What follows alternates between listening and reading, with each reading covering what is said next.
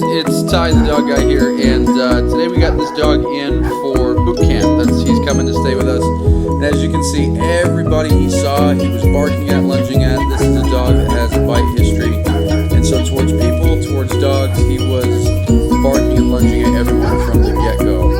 And so what I wanted to show you is here within a few minutes, here in a second you're going to see what happens in a few minutes. Within a few minutes we had him calm, we had him accepting touch, we had him people coming up and things like that, and him being just fine with that, and him working through this in just a space of a few minutes. So what I want to show you is what happened during those few minutes, so stay tuned on this video. I'm going to share that exact process with you. Okay, so like you guys just saw, this guy has some aggression. Right now, we finally got the equipment on him. We got a collar, knee collar, and I'm kind of just going to get right to his training. So we have to find his working level. We have to teach him how to focus on it. There's little things we want to do with him. So if you follow me into the training room, I'm kind of just going to get started on it. And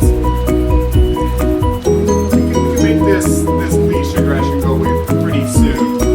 And it's a simple thing, so I think I'll get right with that. And all I'm going to do is step away and just give him little tugs away and little communication once he's there. So again, when he sees something that stresses him a little, as soon as he focuses here, away, so we're just teaching him moving forward with it.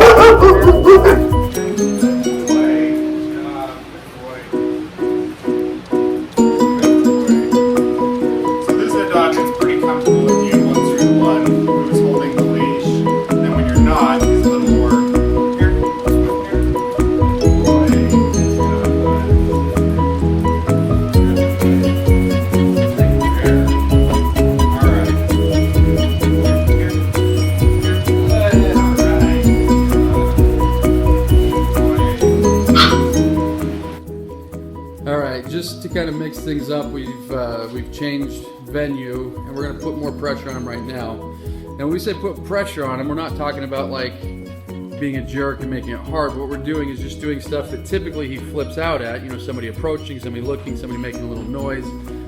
And so in the training process, we do that not to like tease the dog, but we do it to kind of bring out real life scenarios. So there we go. So you see, do you mind if I narrate over what you're doing? Sorry.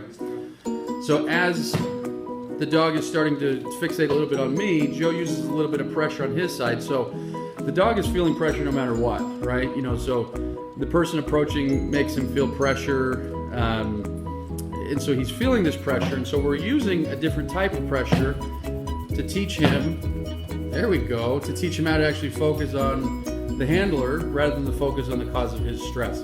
Because when he focuses on the cause of his stress, you know, he does bad things. You know, he barks like you saw in, the very beginning of the video. Good boy. So you can tell right now there's a little bit of stress in his posture. You know, he's just kind of, sitting there thinking. But the thing is, he felt a great deal of stress coming through the door, and so this level of stress is several notches lower. And so while he is feeling stress, we're teaching him how to work through it. Good boy. He's doing good. Good boy. Yeah, that's down on 5. And so this is, he's seeing, okay, I'm not sure what I can do. And so sometimes you'll see a dog kind of jump on you when he's unclear about what his expectations are. So we got to show him, no, just hang out. Just be with me. Just ignore the distraction. You're fine. Good boy. And I'm just making some noise here, not really agitating. I just got yardstick, just kind of making a little bit of noise. What are you seeing on your end, Joe?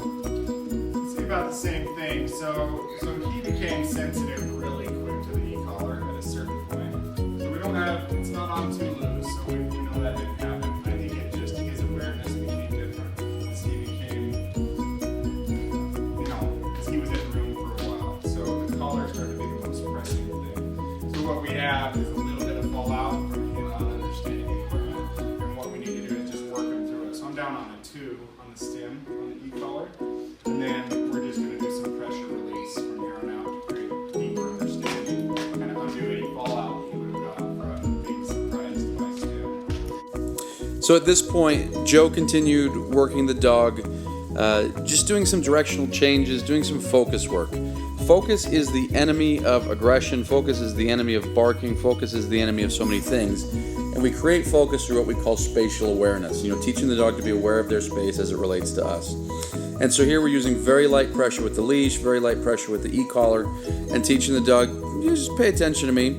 And so as we do, we start to see the stress bleed away a little bit. We start to see his posture get a little bit more calm, his tail wag a little bit more. And so here in the space of, like I say, literally just one session, a dog is willing to give up baggage that he might have been holding on to for months or sometimes years. That doesn't mean he's fixed. We've got a long ways to go, because not only do we want him to give up this baggage entirely, but we want him to feel more comfortable about it.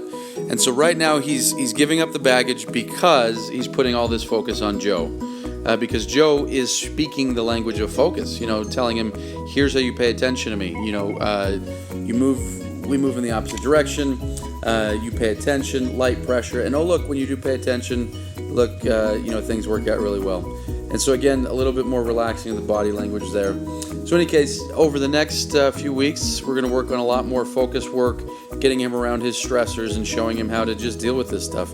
This is a dog that literally anyone walked past and he was flipping out, and now at the end of the first session, highly motivated to work with Joe, focused, and getting happier by the second. So I hope that taught you something, and I hope you enjoyed it.